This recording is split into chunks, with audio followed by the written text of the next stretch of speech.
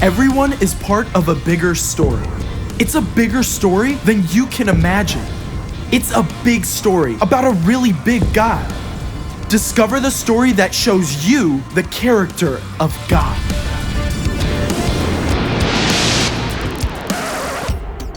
Hey there, I'm Caleb, and this is my Bible. At first glance, it might seem like 66 random books. But truth is, there's a master plan here. Every word is inspired by God.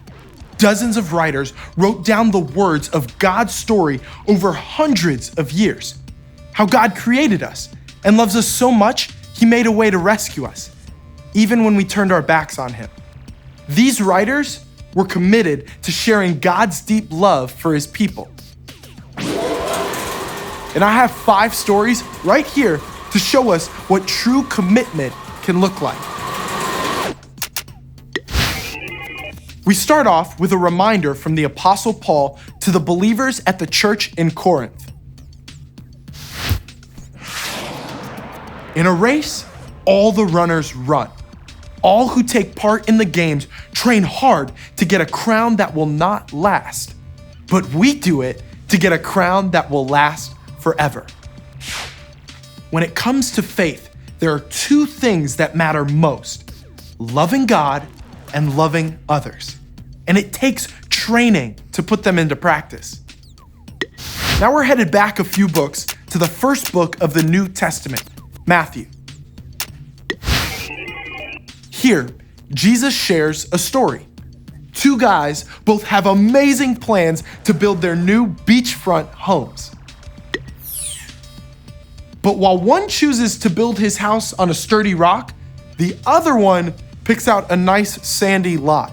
The homes, they look spectacular until a rough storm blows in. Then there's only one house that's ready for the blast. Let's page over 2 books to Luke. As usual, Jesus has set time aside to talk with God, but his closest followers are curious.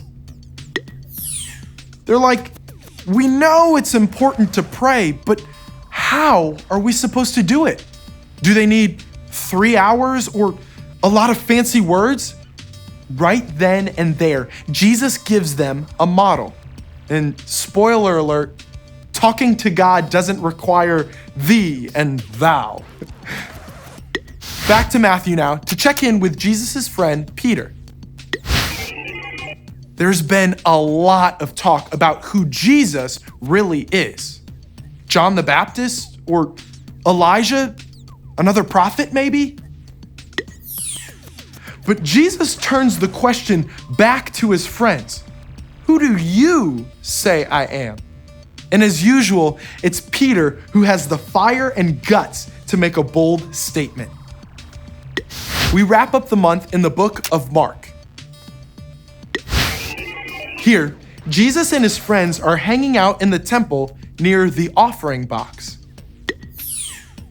Lots of people put in handfuls of gold coins, but one widow puts in exactly 2 small pennies. Kind of cheap, huh? Except that Jesus claims she's given more than all the others. True commitment means choosing to follow God and putting that into practice in every area of your life. I sure can't wait to see how it plays out in you and me.